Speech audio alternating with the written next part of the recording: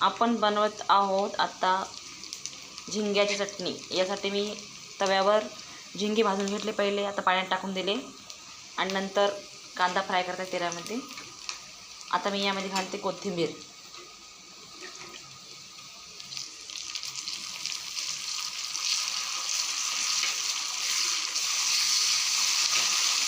आता घालते हिरवी मिरची वाटून घेतलेली, लाल तिखट, हळद, मसाला आणि मीठ।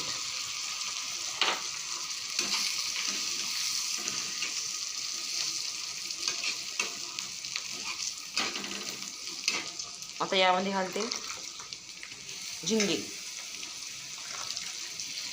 पाण्यामधले काढून।